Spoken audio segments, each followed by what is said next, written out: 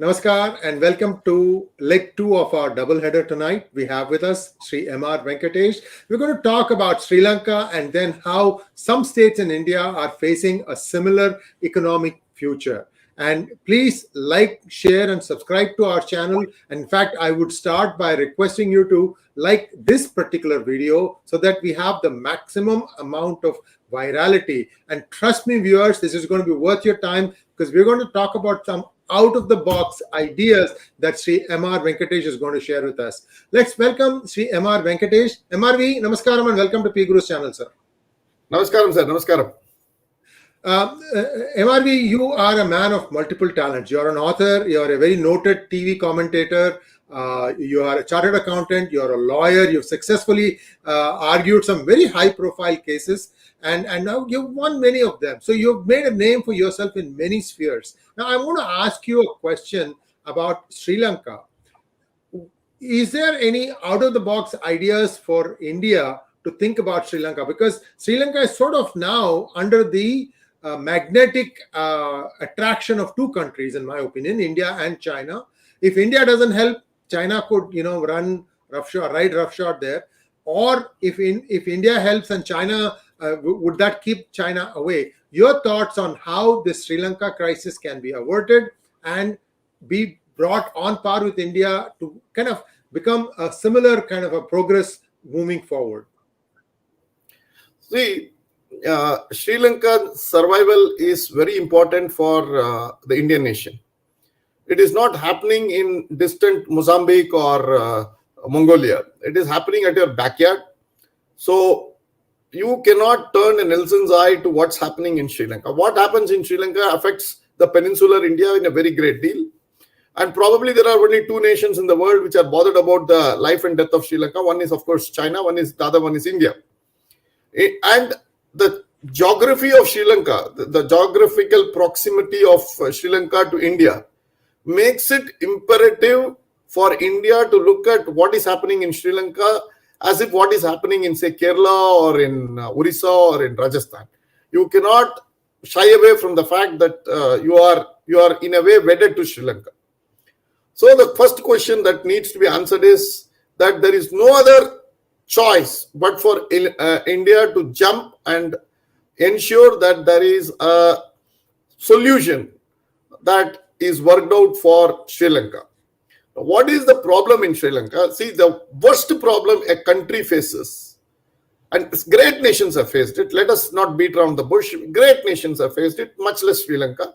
It's a crisis of confidence in their own leadership. And their own people, the non-resident Sri Lankan diaspora, which is quite large in, say, Canada, in America, in Europe, they are refusing to send their own money to Sri Lanka. And they are holding their money in their respective countries, wherever they are there. So it is a crisis of confidence of Sri Lankans on Sri Lanka. Now, if Sri Lankans don't trust Sri Lanka, if Sri Lankans don't bring back their money into Sri Lanka, if Sri Lankans don't help Sri Lanka in their time of crisis, I don't think India, China, Australia, Zimbabwe can ever help it. So it is a question of first believing that Sri Lankans will start trusting Sri Lanka. But why should Sri Lankan trust Sri Lanka when the Sri Lankan rupee is going down on a daily basis? It's spiraling downwards. So the first question we have to do, or the solution in my opinion, is that somebody has to put his hand and stop, like Atlas. Atlas held the world, Hercules held the world when it was falling.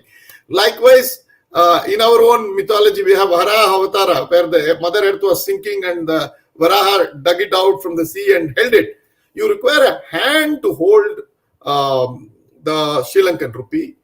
And the only way it can be done is Sri Lankan rupee must be tied to the Indian rupee at a fixed exchange rate with a very narrow gap of oscillation for elbow movement, probably at 4.5 Sri Lankan rupees to an Indian rupee. Now, if this is done, Sri Lankans will know automatically Sri Lankan rupee will not fall. Its fall will only be linked to the fall of the Indian rupee qua the dollar or Indian rupee qua any other external currencies. And believe me, we are having $600 billion of reserves. The world treats us as some sort of an economic superpower, or at least a foreign exchange superpower. And hardly 3 or 4 countries have more foreign exchange than us. So it is time for us to give a helping hand to Sri Lanka and say, we will allow Sri Lankan rupee to be linked to the Indian rupee at the rate of 4.5 to the Indian rupee. The next one, obviously, what if the Sri Lankans start printing more money and start exchanging it for the Indian rupee? Obviously, that will create a chaos. So India must take over the monetary policy functioning of the central bank of Sri Lanka and tightly monitor the rupee circulation in Sri Lanka of the Sri Lankan rupee.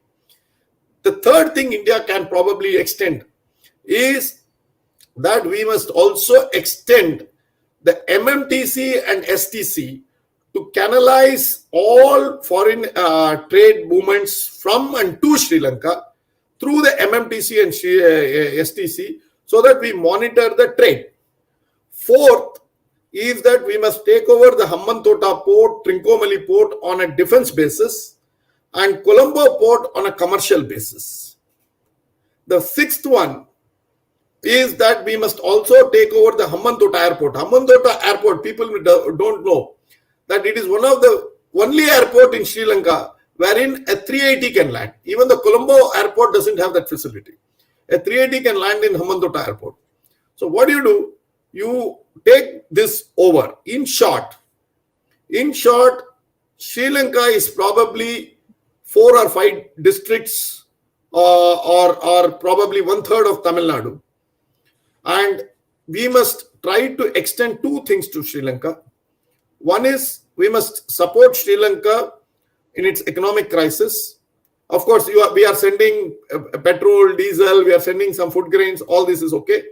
But we must leverage that goodwill by concretizing the rupee, Sri Lankan rupee, Indian rupee exchange rate. And we must also see to that simultaneously we take over as a package. We say that we also take over the defense of Sri Lanka, and we also have an air base, Rafale base at say Hambantota, and that will also engage the French. If you are going to say we are going to have the Rafale base in Sri Lanka, in say Hambantota, French are going to be with us. Already French have a very wonderful relationship with us. But any commercial deal which involves Rafale, say another squadron of Rafale 30 airplanes or something like that working out of Hambantota, which means you control the entire Indian Ocean and you become the real master of Indian Ocean, and you have established your stamp on the expressway, cargo expressway between Sri Lanka and Amsterdam, or between Singapore and Amsterdam. So you are sitting there with so much to control. And you also control Sri Lankan defenses. What is Sri Lankan defense? There is nothing called Sri Lankan defense. We actually cover the entire Indian Ocean and Bay of Bengal and Arabian Sea. So we extend that cover to Sri Lanka. So Sri Lanka enters what I would call as a 370, Article 370 light.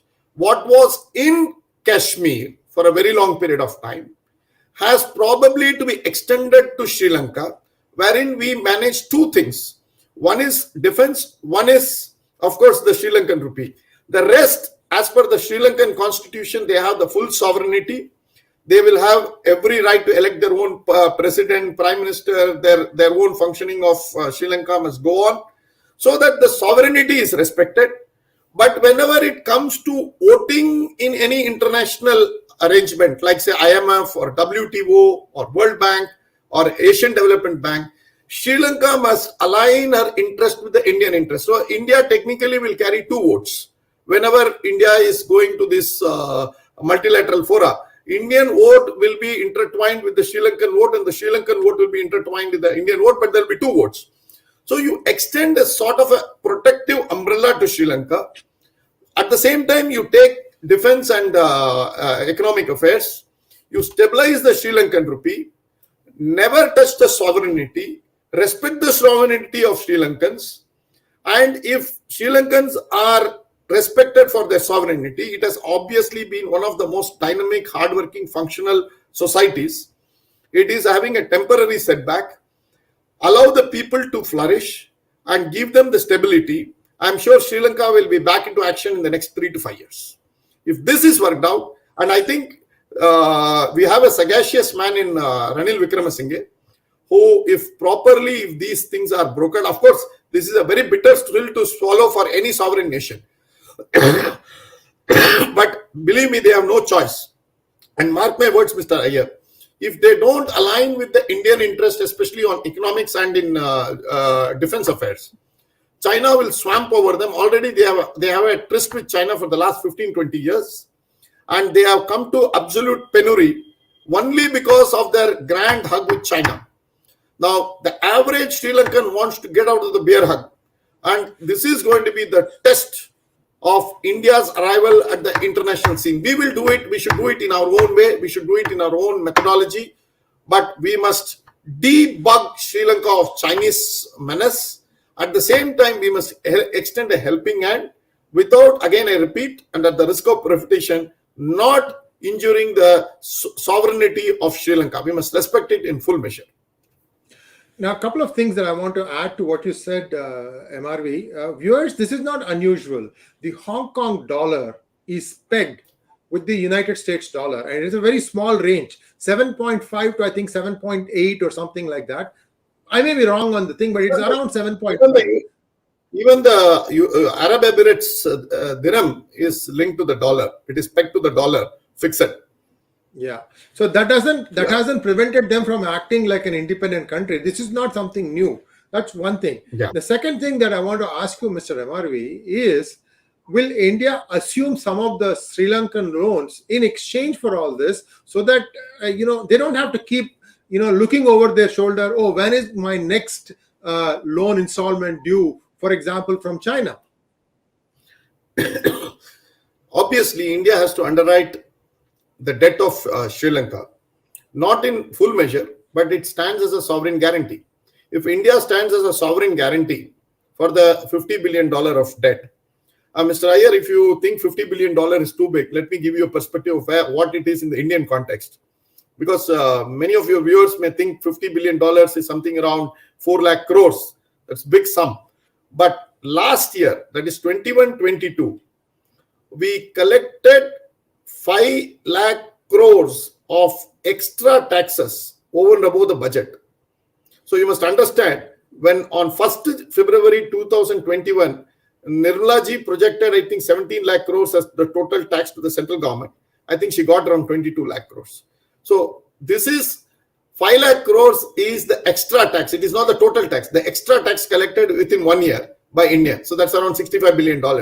What we are talking about is $50 billion is a small sum in the Indian context. And if India has to take a great leap forward, India doesn't, and many of us, probably some of your viewers also, dream about what is called as Akhand Bharat. And Akhand Bharat is not merely one saffron India in the South Asian, map painted in large canvas. We are talking about India's influence, and India's influence in the most positive and in the most dynamic manner, without compromising on her sovereignty or injuring other sovereignty. That is the crucial word. India will treat even the most beleaguered nation in the most respectful way and give a helping hand and hold them. That would put you on a you will be a superpower, but without the trappings of a superpower.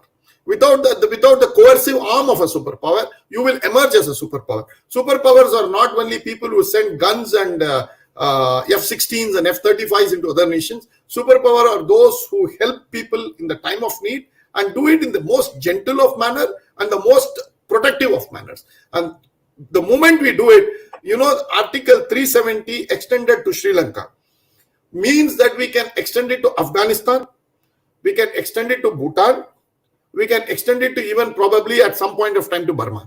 So this will be a roadmap that we all have been hoping that India, which will emerge as a Vishwaguru, as some sort of a leader in Asian politics, with a different kind of message. And this will be a wonderful message to begin with. So last 2 minutes, sir, just sum it up. How would you think the average Sri Lankan would perceive this? Because, so, writing off the loan or paying off the loan to China, it's a transfer of, bank to bank transfer. The common man may not see this thing because it's not like, people are getting back their silver and in exchange for having freed themselves from China. So how would, let's say Ranil Wickramasinghe is your champion in Sri Lanka, how would he sell it to the Sri Lankans? It will take a lot of talking. It will take a lot of talking from even the Indian side. No, it's not that the Indian side is going to be, let us assume that I put it across to somebody even within the PMO or the Foreign Affairs Ministry. They're not going to be gaga over it. They're not going to jump over it and say, look, this is what we want to do. Because Indian traditional mindset is, we are still an economically backward developing country. That type of mindset we have. We don't believe that we have arrived at the international big stage. We don't believe that we can carry ourselves with other countries with our own charm. But Sri Lanka is ripe for this experiment. Now, how do you do the talking? And who will do the talking? And what will Ranil do with his countrymen is a matter of detailing. That is why you got IFS. IFS guys are there to do the talking. Now, the broad print, if it is going to be that India extends Article 370 to Sri Lanka, if this is your bottom line, the detailing can be done in 100 billion ways. And I am sure our IFS as well as the foreign affairs and the economic diplomats on the other side of the table are going to give and take certain things. It may require you may do something this way, that way, but arrive at some sort of a solution. And without pegging the Sri Lankan rupee to the Indian rupee, I do not see a future for the Sri Lankan rupee. And without a future for the Sri Lankan rupee, I don't see a future for Sri Lanka. Well put, sir. I have been having these kind of discussions with other subject matter experts also. Viewers, you can see my 2 weeks long, 2 weeks ago, conversation with Lieutenant General Ravi Shankar, and he had a slightly different perspective, but MRV thinks outside the box. We started out by saying this is outside the box thinking, and let's hope that this thing bears fruit and people start thinking like this. It is important that we start thinking like this. Next thing, MRV, is let's take a gaze upon some of the states inside Tamil Nadu. I'm sorry, inside India. There are states in Tamil Nadu also. Inside India, some of these states who are on the brink of becoming little Sri Lankas themselves. Can you take up a couple of examples and walk us through what is wrong and what they need to do course correction? See, somewhere in Kamba an unknown poet, not Kamba sorry, it is an unknown poet who describes Ravana after he was defeated by Lord Rama in the first few days of the battle. First round, he was defeated and he goes back. So Rama says, Indrupo in Adwa, go today, come tomorrow. You fought well, you had a very wonderful day, but unfortunately you're run out of weaponry, armory, whatever. So he says, go back home, take rest and come tomorrow, let us fight. So the poet says the king of Lanka, Lord Ravana, was feeling so dejected, so ashamed, like a man who has defaulted on debt. Nenjam, what they say, Kadan pattar por Nenjam Kalanginar Ilangai Venkat. That is the words used by the great poet. I don't know who said this, but I could trace it that it was not Kamban, but it was somebody else. They say that the heart of Sri Lankan king was melting like a man who has defaulted on the debt. I'm sorry. So if you want to take a piece of sip of water, I can do some announcements. No, it's okay. This goes on. Now, why did I say this? Because we fear, the ultimate fear for an average Indian is defaulting of debt. And this goes into our psyche, and this goes since the days of Ravana. This goes since the days of Rama. Now, please understand, the poet did not compare you with something else. He said, this did not man said who failed in an exam or he was caught drug trafficking, or he was doing money laundering, or he was asked to come before the enforcement directorate to give a statement. No, he says he was as ashamed as a man who defaulted on the debt. So you can understand the drift of what I intend to say, that the failure of debt haunts us. But luckily, as a debt to GDP, our country fares fairly better than several other countries. And one of the worst countries is in our neighborhood, which is Bhutan.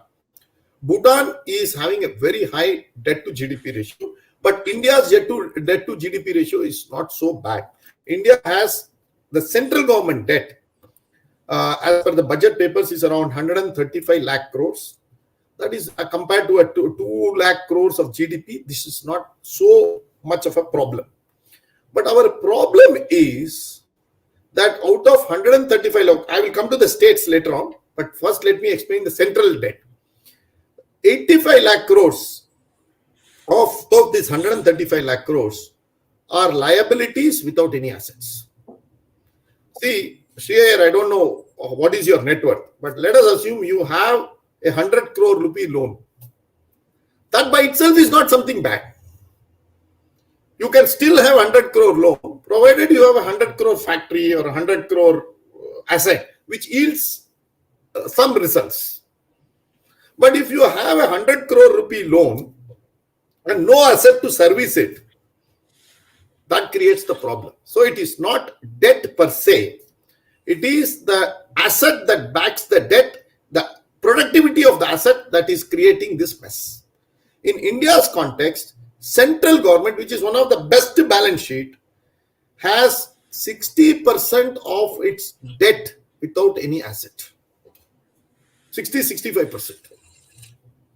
So now come to a state like Bihar, Manipur, Kerala, Punjab. Now you see a figure which is horrendous. You would literally borrow money only to pay the interest. You are in a huge debt trap. And you are borrowing not the per se debt to GDP may still be in some sort of the word compared to say Greece, Portugal or Bhutan, you may still be far, far better. Even Japan has a 300% debt on its GDP, close to that. We are still 65% of our GDP, central government, probably some states have something more. That's not the issue. The issue is the quality of debt. The second one, none of these leaders, in fact, for the last 15-20 years, I have not seen a single political leader across the political spectrum ever talk about debt. The leaders who used to talk about debt, incidentally, were from Tamil Nadu. Whenever they were in the opposition, Jayalalitha used to berate Karunanidhi whenever she was in the opposition, and only to forget when she came to power. And Karunanidhi would berate Jayalalitha as long as he was in the opposition, and once he came to power, he would also forget. What has happened in this state? I will take Tamil Nadu as an example, and then we'll go to some other states also.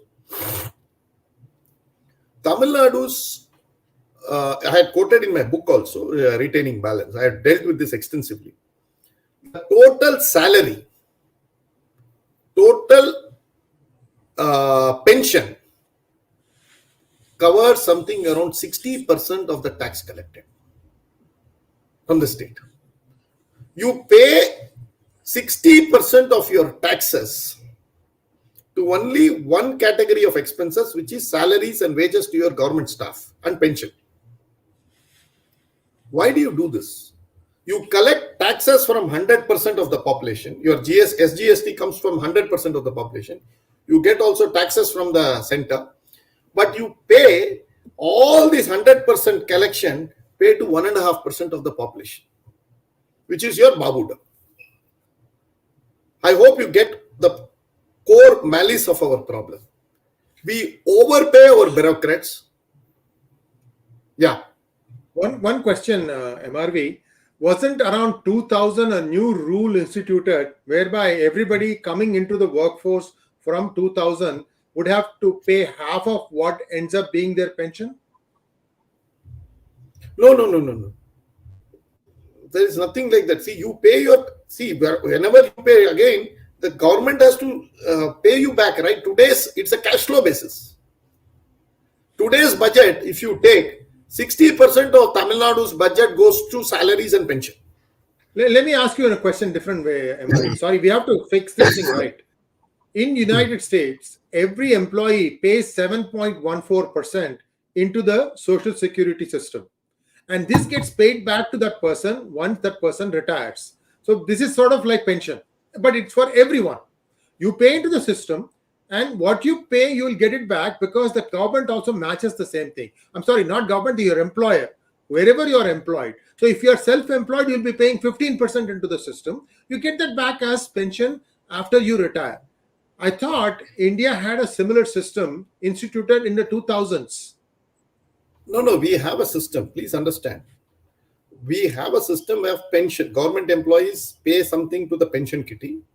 A portion of the salary is deducted as pension or something like that. And they get it back at a later date. But what is the bill today? What is the bill? The bill is 60% of the tax collected in a state like Tamil Nadu. See, you may still say there it has been collected some time back, but what was collected, what is promised? The 7th Pay Commission, none of us are discussing the root of the matter. Mr. Arun Jaitley in 7th Pay Commission, and before him Pranab Mukherjee in the 6th Pay Commission, created a mess by placating the Babudam, the central government staff, by accepting the 7th Pay Commission. On 7th Pay Commission, once the central government accepted, the state governments accepted. Once the state government accepted, PSUs, PSCs, banks, central banks, all these things upgraded their salary. So what happened is that the formal employer, being the government, started paying enormous salaries to these people. But correspondingly, our tax revenues have not gone up. So the share of salaries to tax revenue in a state like Tamil Nadu, which is supposed to be a very progressive state, is shooting. Every year we are adding a lakh of crore of rupees to the tax burden now. And a day is not far off. I think every Tamilian is going to roam with a lakh of rupees on his head as a debt. And this money, whatever you are getting as taxes, first you are paying as salaries and wages, which for whatever reason is a very unproductive one. The second one is you are paying on welfare. Now politicians, again across the spectrum, whether it is the right, left, center, you may call it by whatever dimension or whatever side you may call it, have perfected the art of bribery of voters. Call it welfare, but what it is essentially is basically bribe to the voter to ensure that the voter votes in the next election. So you are not creating any assets out of this. So your debt is going, on one hand you are expending on Babudam, on the other hand you are expending on welfare. You don't get the revenues back. What do? You start selling your assets also. You call it divestment, disinvestment, you call it so many things, reforms, structural reforms, whatnot. But the truth of the matter is you are trying to bring down debt by selling your family silver. And once you do this, you still find that your budget is not maintained because you want to have a very beautiful figure of 5.3%, 3.4% fiscal deficit because IMF wants it. So what do? You start selling all these things. You start giving away welfare. You start paying very high salaries. You are left with nothing. You start selling everything to bring down your deficit. But at the end of the day, your revenues are not going up. You are stuck very badly. And if this can happen to a state like Tamil Nadu, I am told that the salaries and pension in a state like Kerala is around 90%. Oh, so it's much worse. So, which is worse? So the state exists not for any damn thing. The state exists to collect taxes from 100% of the population and to pay salary to this Babudam. That's all. There is no functioning happening within the so-called government. We may say we are a law-abiding society, we do this, we do that. All these things is okay. In pure economic terms, we are transferring taxes from the hands of 100% of the population into 1.5% of the population and saying that take your salary, take your wages. And the balance, we are distributing good measure as welfare. We are not. When is it that the state governments have put in some huge infrastructure? Infrastructure development, no chief minister talks about it. It is as if it is only the responsibility of the center. Center is overburdened because of the fiscal profligacy of the states, and it has taken on itself to do infrastructure. It may suit the current prime minister, but this is not the right way to do it. State must definitely allocate a portion of the budget to fiscal consolidation, infrastructure, roads, ports. All these things must be also the responsibility of state government. Also, we must amend Article 292 of the Constitution, wherein I remember when I was in the 12th standard, the great Nani Palkiwala used to visit all the cities post-budget and give lecture. And that was my first introduction to macroeconomics. And the great Palkiwala used to say that, look, every state government, every central government must have a ceiling on debt. We must say if your state government has a GDP of say 10 crores, your debt should not increase 8 crores, 7 crores. So we must put a ceiling 70%, 80%. Now there is no such ceiling. Central government and also on your welfare, I think there must be a very clear measure of what is welfare. You can't have TVs as welfare. You can't have grinders as welfare. You can't have cycles as welfare. You must clearly define what is welfare and say only this portion of your budget must be earmarked as welfare. And necessarily this portion of state government's budget must be on infrastructure. Unless these type of sweeping reforms do come in, see, 1 minute, let me complete, just a second. Sri Lanka is a very big lesson for all of us.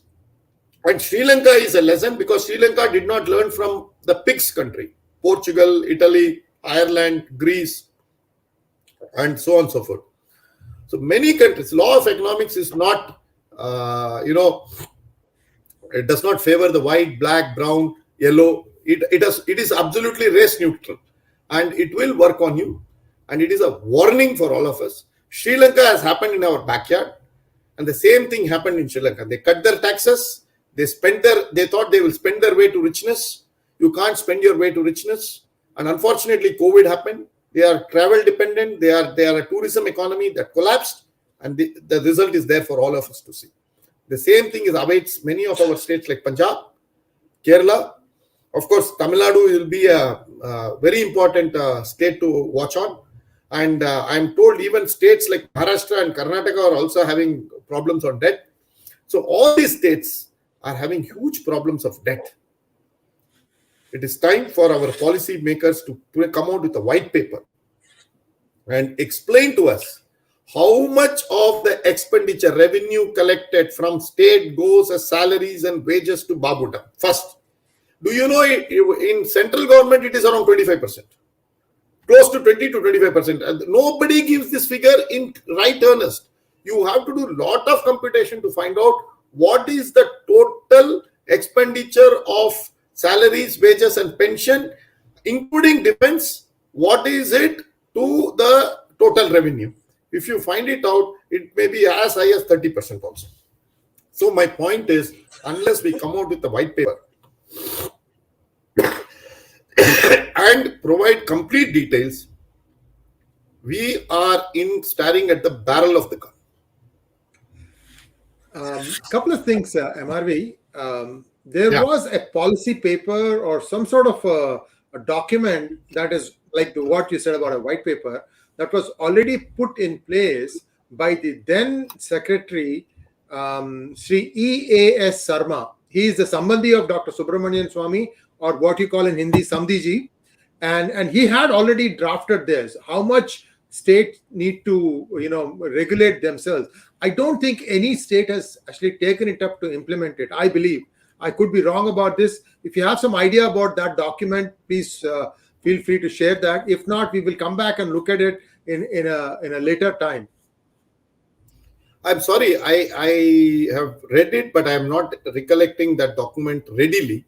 But as far as I know, it is not in the interest of any politician to even cognize the document, much less recognize the document. Why? Very simple. It goes against the grain of your way, the manner in which the politics is conducted in India.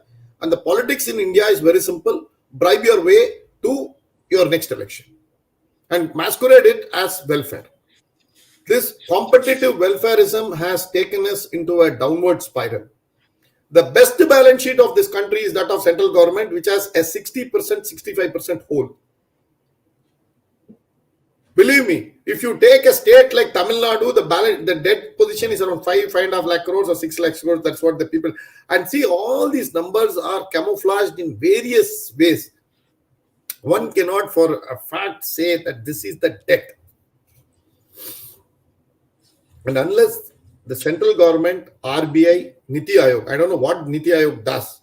And if these people don't come out with a very clear document and say that we will reverse this trend in the next 3 to 5 years, I think we may still survive. In the sense, we have come to a stage that nothing will happen to us. But this is not the way we will leave the next. We will leave the state of the economy to the next generation. Believe me, Mr. Iyer, our days are all the best of our days is behind us. We now are in a stage in our life where we want to give something back to the society, something we leave to the society where our children will have a wonderful future. And if this is what we are going to live, our few children are not going to forgive us. Yes, indeed. So let's get back to one state, because we can kind of look at one state and then project how the challenges are there for the states themselves. I'm told, and I could be wrong about this, that in Tamil Nadu, let's say if its tax collection is 100 crores, and you said that 65 goes to pensions, that is the 60 goes, this is the expenditure. In the 100 crores, how much is it from things like TASMAC? See, the tax collected from TASMAC, see, people conflate the two things. There is a revenue from TASMAC, there is a tax collected from TASMAC. Right. The revenue collected from TASMAC is not the revenue of the government. That is the revenue of the TASMAC. Only the taxes becomes the part of the the state government, which I think is not something which may be around 20,000 crores. If my calculation shows correctly, it may be 20,000 crores. It is not as high as 60,000 crores or something that people project in various media. Okay. So I think you're right. Maybe they are conflating the revenues to the taxes. Where will they start tightening the belts? Let us say that this is a surprise, but let us say there is a finance minister that says, okay, I'm going to do some belt tightening. Where do you think a state like Tamil Nadu would start its belt tightening? See, a state like Tamil Nadu with, say, 39 seats has as much government employees as a state like Uttar Pradesh, which has got 80 seats. Uttar Pradesh, which is twice in size, number of MPs, almost has 3 times the population of Tamil Nadu, employs as much government employees as Tamil Nadu. So the DMK and ADMK have created a racket out of government employees. And this cost, the benefit of government employee goes to the Kadagams. And the cost is picked by us. What a wonderful situation to be in. Look at it. If you see what is happening in West Bengal today, West Bengal seemed to be bitten by the Dravidian bug. They also got into the scam on recruitment. Look at it, D-class employee, if one minister's aide has got 20 crore of cash on just 98 or 100 people being employed, think about the type of money that this generates and the type of employment that happens in Tamil Nadu. So you see, this employment for government is a big scam. And I think we have to close ruthlessly department after department after department. And a ceiling has to be imposed. As a finance minister, if you are having, say, 40 constituencies, you have so much of your GDP, I think a variable number has to be found with a formula, but which gives way to the joint, but is not rigid, but at the same time does not allow you to go on recruiting people after people after people. And so you first stop recruiting people and say government has to have only this many number of people. In fact, central government in the last 2 years has added 10% more. Central government has added 10% more. In fact, if I were the finance minister, I would have said 20% of the people should have been sent home. There is no, people don't do work. See, the central government is to move files, that's all. Process is the product. There is no product output from any government department. It is only the process that takes care. So we need to shut down departments. We have to close down departments. We have to bring down the employee cost to not more than 10-12%. I'm only throwing a number arbitrarily. It may require some study, may require some fine-tuning, but you can't be paying 60% of your taxes towards revenues collected towards salaries and pension and be happy about it. Well, I think this is the elephant in the room. Kerala is even worse. It's at 90%, you said. 90%. And you can't say this is a government. This is basically an employment exchange. You collect taxes and pay employment, that's all. And there is no accountability. On top of it, there is corruption. And on top of it, there is something called babudam, which is skimming your growth. You close down government, in India, you will see India prospering. So this comes to the elephant in the room, that you are overemploying people only to stymie your growth. This is one dimension of the problem. The debt problem in India is unfortunately not yet exploded because we are having a very high savings rate of around 30%. And that funds the banks, and the central and banks in turn have a very high statutory liquidity ratio. They have to buy necessarily 25% or 24% of their total deposits as bonds, which they lend to the government, and that is the government's money, government bonds that they have to buy. So government gets money. This goes on. But is this the right way? So you are putting all your savings, all your hard-earned money into the hands of the government, which pays this babudam, and what do you get out of it next?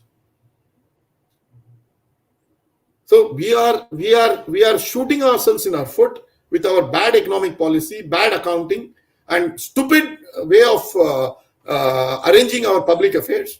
I think somewhere some ceiling has to come. I'm not saying that you throw away, there should be no welfare. Let there be welfare.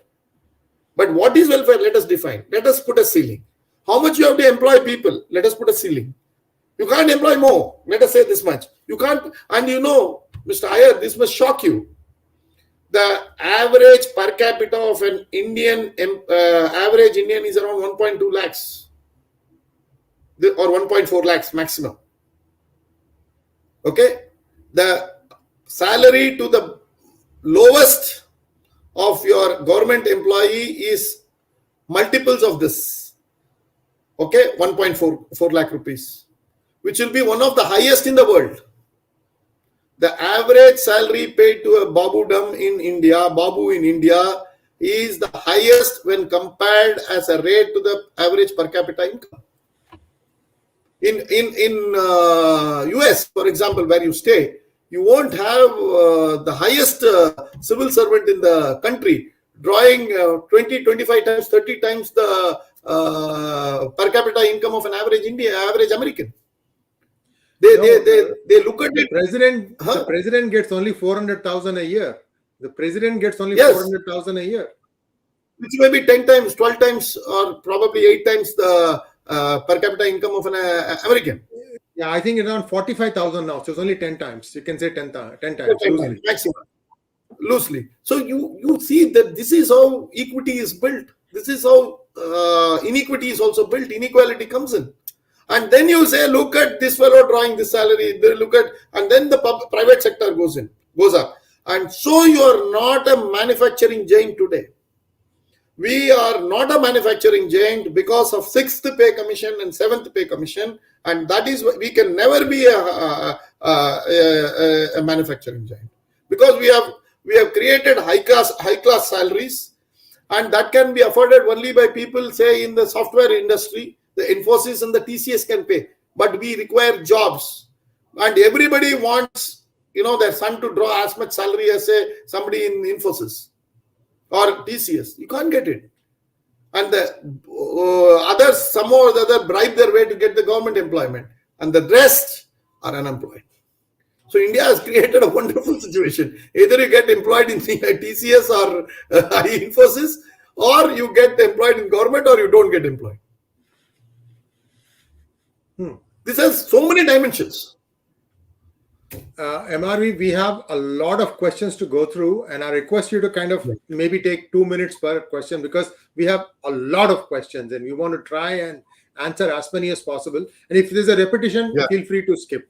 Let's go ahead with the questions, please. Gradient Descent wants to know, sir, China has got many agreements with Sri Lankans. How can Sri Lanka move out of those? See, any contract can be made, can also be unmade. You have to only find out the ways of unmaking a contract. So it is the diplomats who have to work out. Probably China also doesn't want to continue in Sri Lanka. Please understand this. China is not interested in Sri Lanka. Nobody is interested in Sri Lanka. Sri Lanka is probably the orphan of the world. Sri Lankan's interest, insofar as China is concerned, is basically to needle India, especially peninsular India. The moment we step in, China, with her own problems, would not be interested in looking at China. So, laws of physics. The moment you give way to vacuum will suck in the muck. The first muck that comes in will be sucked in by vacuum. So it is your duty to see to that China doesn't come in, and it is your duty to unmake these contracts. How you do it? There are many ways. I don't have to tell you, but people have walked out of contracts. So when you can walk out of contracts, international treaties, you can do it. It's not a big problem. Britain walked out of Brexit. I'm giving a good example. Now, don't ask me whether Sri Lanka is Britain, but I'm giving you an example. Next question from Vatsal. MRV refers to USD 50 billion bailout and some sort of an Article 370.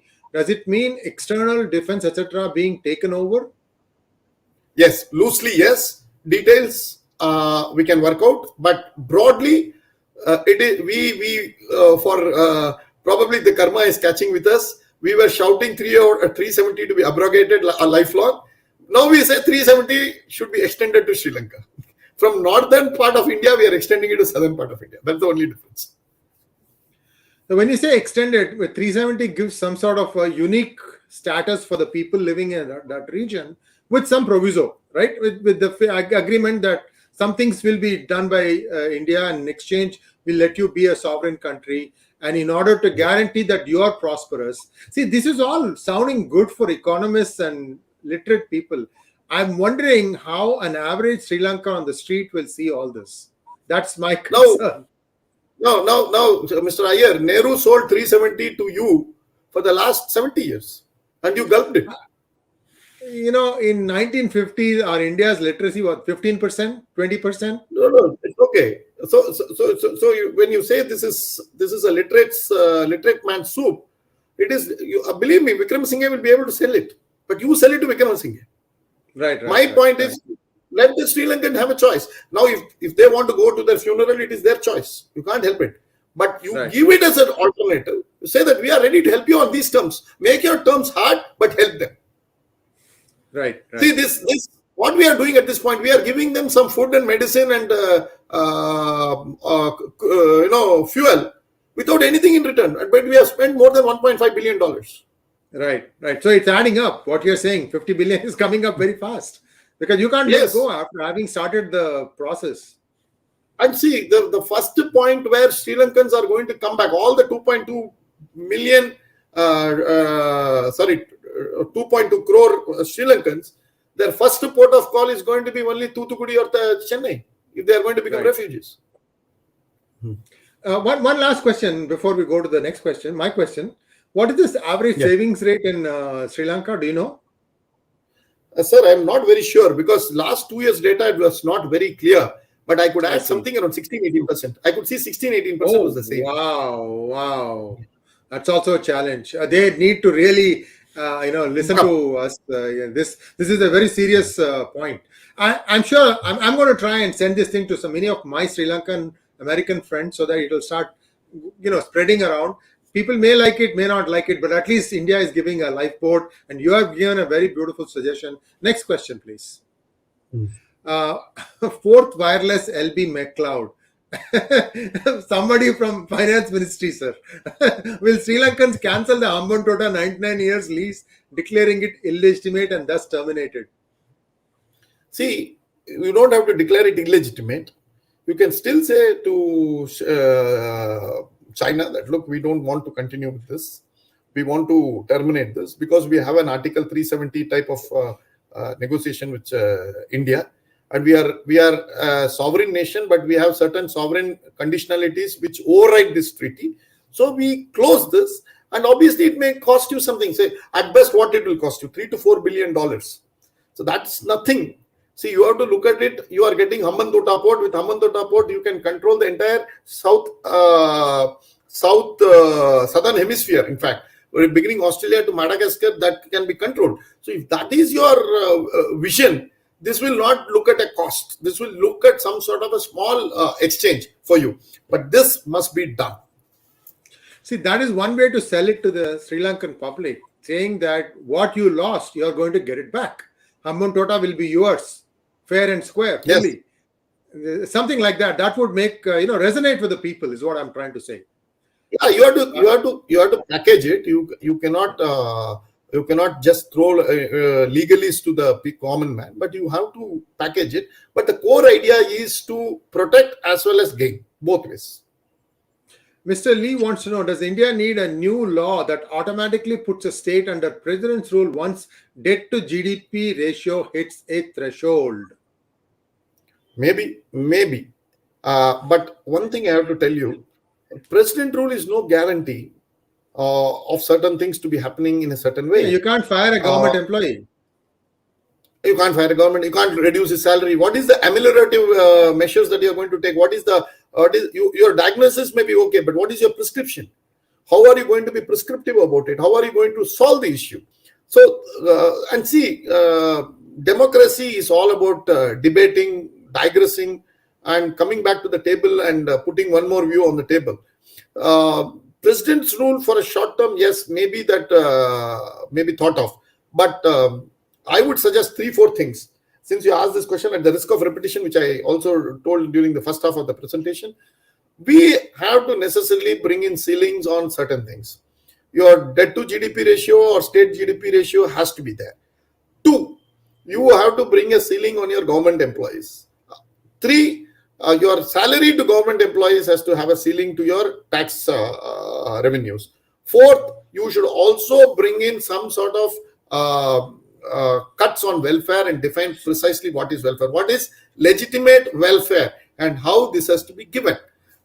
People cannot be giving welfare left, right, top, bottom, center, and that cannot be justified. So we need to have a very clear debate. See, it is not I M R Venkatesh or Iyer who can determine this. Like all good Democrats, we must go back to the people, educate them, decide what is good.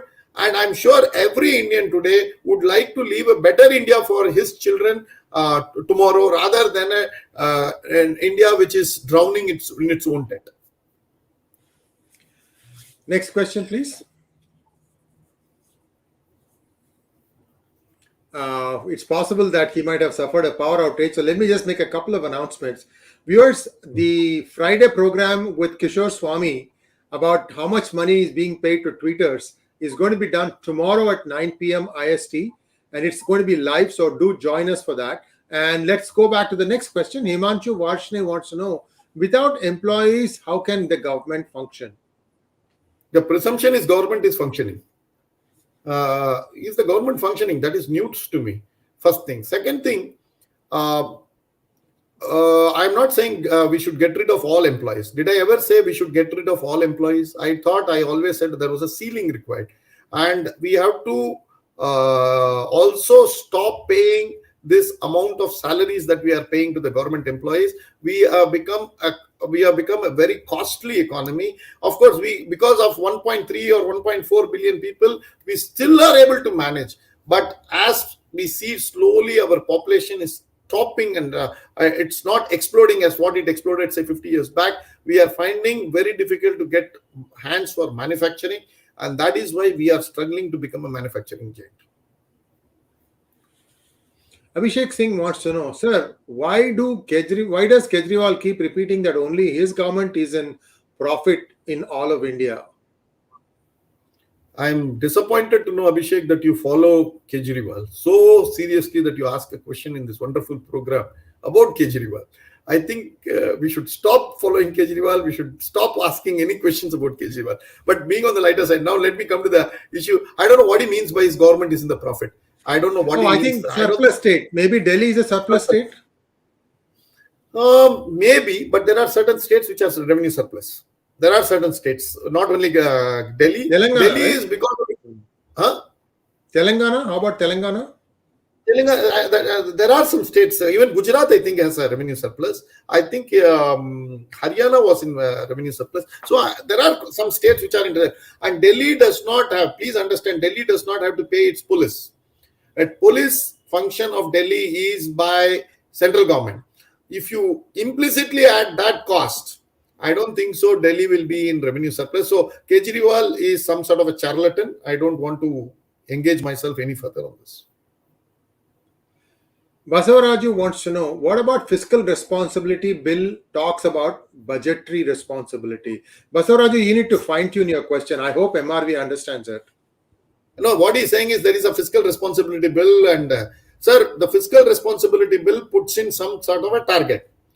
I think it came in the year 2004 or 2005. Chidambaram introduced it. As luck would have it, since 2004 or 5, not even once have we attained the targets. And we have always been in the breach. And nobody is responsible for this breach. And then why this law? I don't understand. You have a law which is not followed. You have a law which nobody is accountable. Then why the hell do we have this law? Sachin Sharma wants to know, sir, is it true that Finance Ministry itself has around 70,000 workers? They call employees. You don't call them workers. Workers work.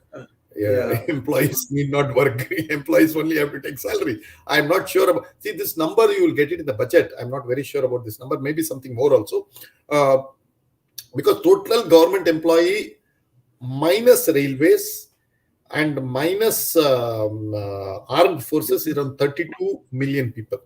That is what I could remember. But I may be wrong because I'm throwing an off-the-cuff number. But this is what I saw: 34 million people in the budget. So easily it is possible. And if you add several of these people like SEBI and RBI into central government numbers, I think numbers will swell.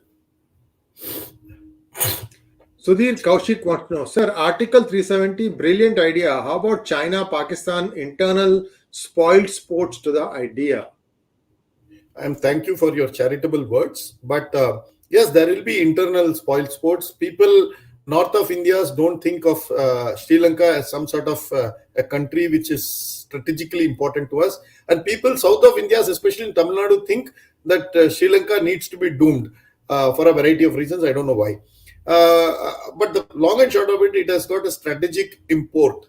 And we need to protect Sri Lanka for protecting ourselves.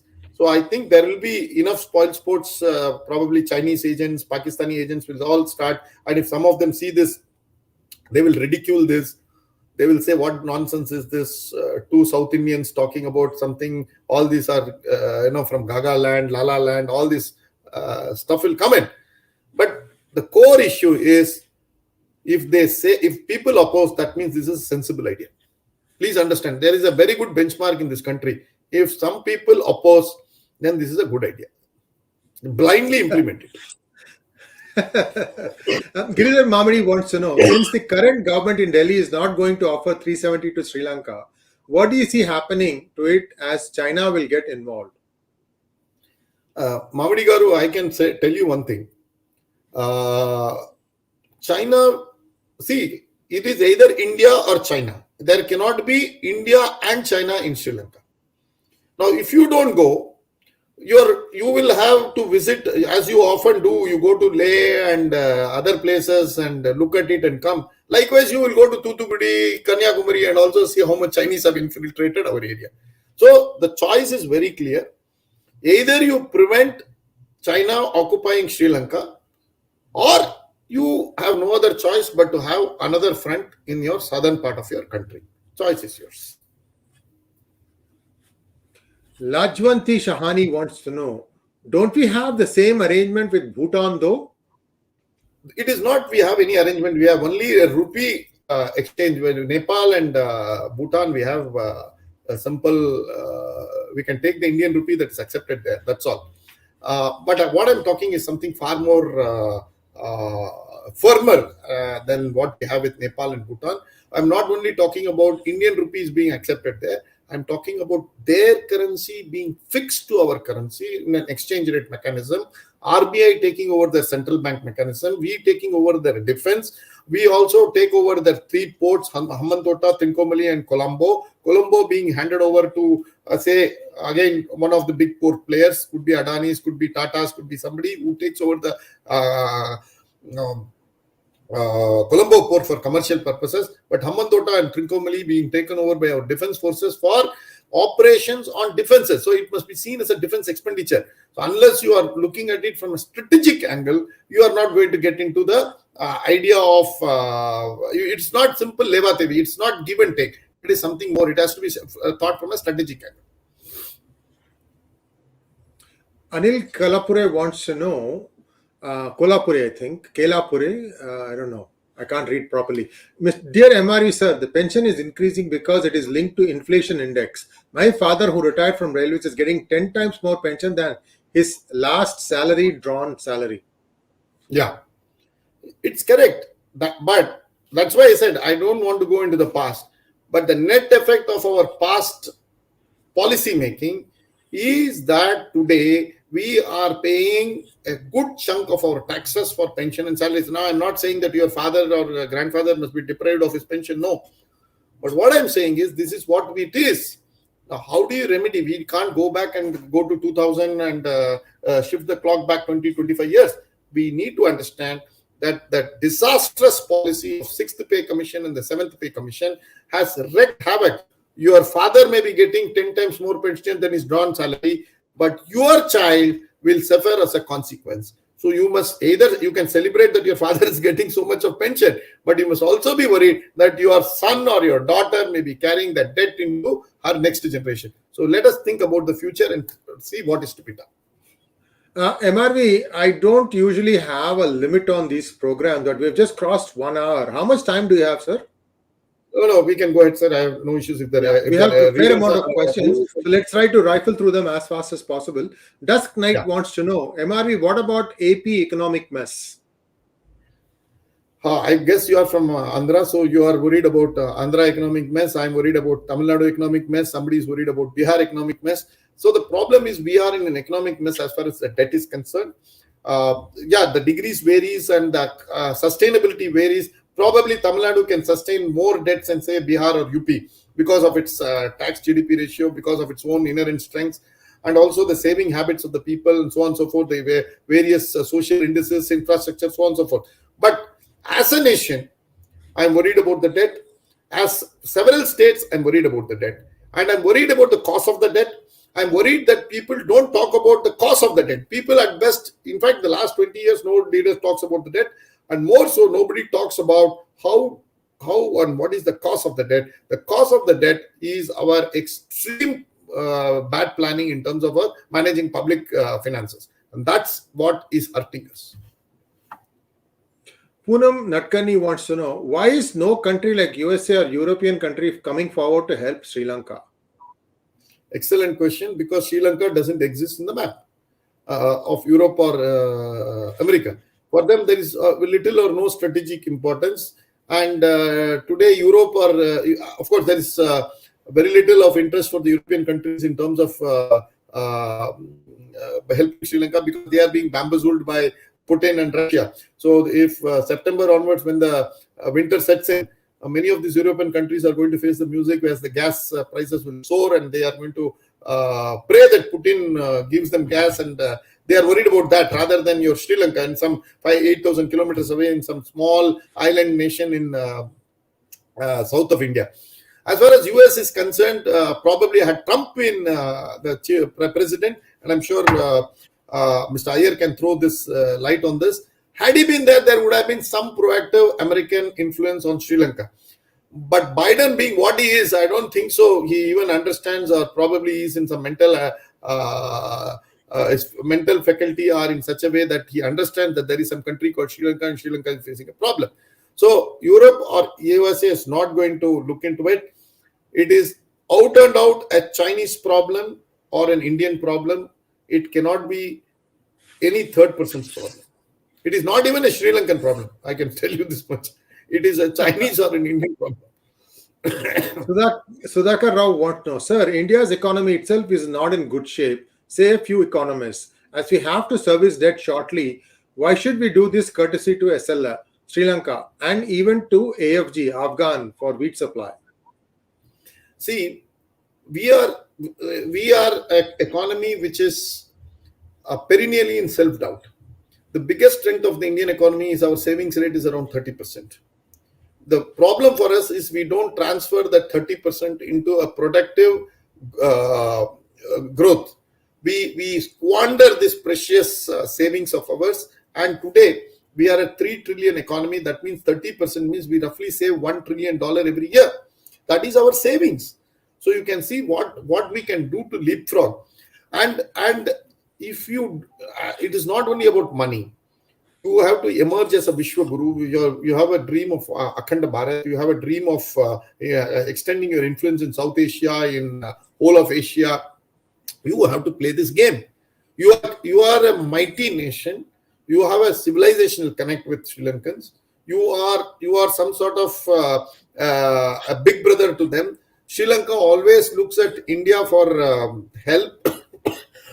It has been one of the closest allies of India. And in her time of need, it is a country that will extend arms to it. If you do this, supposing India underwrites $50 billion, extends and does what all I said, something more, something less, the world will look at you as a superpower. India's exchange rate will go up. People will look at you as an investment destination. People will look at you as a country that has arrived. People will look at you as a civilization that has delivered. People will look at you with awe. People will say that this is a country we want to invest. People will say that this is a country that will give succor to people who are in trouble. Afghanistan, Bhutan, Nepal, all these countries will stop wagging their tail with you. On the contrary, they will start having that Parspariyata, which is missing in our foreign policy, and you can take them along. And you see, when you go to any international forum, you will not be one country. You will be represented by Sri Lanka, who will be talking your interest. Afghanistan will be talking your interest. Burma may be talking your interest. Bhutan, Nepal, everybody will be talking your interest, because they know that it is in their interest to talk about India's interest. And then you are pitchforked into a committee of nations as some sort of a regional superpower. And that is how great powers arrive. That is how great powers behave. And that is how great powers leave an imprint on their neighbors. Now, it is no point in saying that, look, our economy is not in a bad shape. India is a developing economy. You will be condemned to be a developing economy. This is a way by which you can take an elevator to become a superpower. Next question, please. Arvind Narayanan wants to know, do you think the free fall of rupee will be arrested in the near future? Now, is the fall of the rupee good or bad? First question. There are economists who believe that if the Indian rupee goes to around 85 rupees, 86 rupees, probably our exports will boom, our manufacturing sector will revive. And there are people who say that the exchange is overrated, we are overvalued. In fact, it has to be devalued. And some people say that we are overvalued by 40%. See, this obsession that a strong rupee means a strong economy is something that we need to get rid of. I am for the view that an economy can be strong, your currency can be weak, like Japan. Japan has prospered through a weak yen. Economic nirvana has been attained in Japan through a weak currency.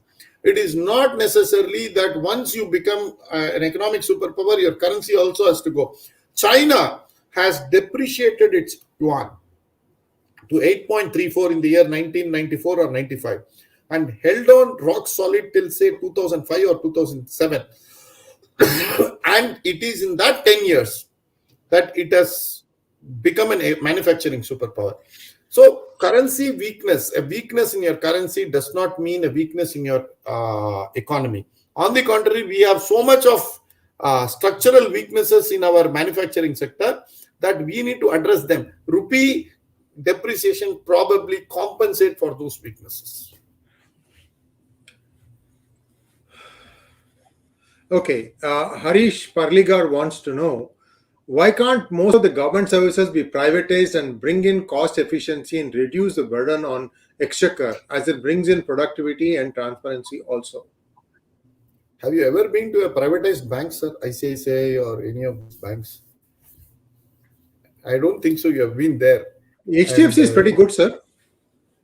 No, there are good banks and there are bad privatized banks. See, privatization again by itself does not mean increase in productivity and cost efficiency. We are conflating issues here. It is bad management even in ICICI, even in HDFC, even in IndusInd Bank. Good management is also possible in State Bank. Good management is also possible. The problem is that our government services, for a variety of reasons, are not, nobody is accountable. Accountability is missing. That is the problem in our system. If you, whether it is ICICI or SBI, let us step back. When is it that if something goes wrong, have you ever found that somebody is accountable in the system? That is what is missing. And the day we bring in accountability, all these things, privatization or nationalization does not hold true. The great Deng Xiaoping said, I don't care whether the cat is black or white as long as it catches the mice. A brilliant statement which I always repeat it to my students whenever I teach them economics. You don't bother about who owns State Bank of India, whether it is privatized or public, whether it is nationalized or whether it is privatized. As long as you enter the bank, you get the service. And the day we make those things accountable, I don't care whether the President of India holds the shares or whether Sri Iyer holds the shares of State Bank of India. Giridhar Mamadi again, we guarantee security of Bhutan. Bhutanese currency and INR are linked. Bhutan cannot have independent foreign policy without clearance from Delhi and free movement of people and goods. This is a statement. Okay, thank you very much, Giridhar. Next question. Vishnu S. Nambiar wants to know, sir, what is your take on KIIFB in Kerala? It is funding all the hard infrastructure in Kerala. I'm sorry, I'm not on top of KIIFB. There are investment boards in Tamil Nadu, in Karnataka. I have gone to all these people. I have not seen them doing any productive investment the last 20 years. I have not seen, sir. What is it that KIIFB has done in the last 20 years in terms of hardcore infrastructure for Kerala? It is funding, it may be funding, but what has come out of it? I have not seen any airport, any port, any road, any hill station infrastructure. Kerala is a tourist paradise. Where is it that KIIFB has done something which has transformed something? I have not seen, sir. Probably I plead ignorant, but I'm sure it has not made probably a small road here or culvert there. It might have done. Caledomus wants to know, when will INR enter IMF special drawing rights? 15 to 20 years? Maybe IMF should survive till then. You should pray for survival of IMF as an entity wherein we will get some special, valuation in the SDFs. Yes, KPR wants to know, Dr. MRV, does the central government have any political will to prevent states going into crises in financial and law and order indiscipline? See, there was an Article 356. Why do I say was? Is because the Bommai judgment of the Supreme Court virtually removed an article of the Constitution, and it has virtually made it unconstitutional. So my view is that it's very difficult for any central government to prevent a state from going into crisis on fiscal measure. But on any law and order in extreme circumstances, the central government can levy or impose Article 356, which is popularly called as the President's Rule. But given the state of our polity, given the state on which you have to get approval from both the houses of the parliament, I don't think so we will ever get some sort of Article 356 being levied in any state in the near future, unless a larger bench revisits Article 356 𝙦𝙤𝙤 judgment and puts in some preconditions, and these places state the center can interfere. I think the sooner the central government refers this to a larger bench and gets it clarified, it will be better. Otherwise, Article 356 is a very important tool in the arsenal of the central government, and our central government doesn't have it. I think that's about it for now. Thank you so much, Dr. M R Venkatesh. I forgot to address you by the right way. You have a PhD, sir, and you are a doctor. And my apologies. Sometimes, having known somebody for so long, you tend to forget their accomplishments and achievements in life. Thank you once again, Dr. MRV, and it was a pleasure having you on our channel, sir. And viewers, if anybody asks you, why should I subscribe to PGurus? Just tell them, listen to these two programs that happened today, one on Pakistan and one on Sri Lanka, and how these things relate to India. And I think that will sell the idea to them. Thank you once again, Dr. MRV. And tomorrow, we are going to be talking to 𝗤𝙧𝙤𝙀𝘀, and we'll be seeing you all tomorrow. Today's programs are a resounding success. Of course, Dr. MRV is a huge draw for us. And once again, thank you very much, sir. I hope to have you back on a couple of other topics. I'll talk to you offline. Then we can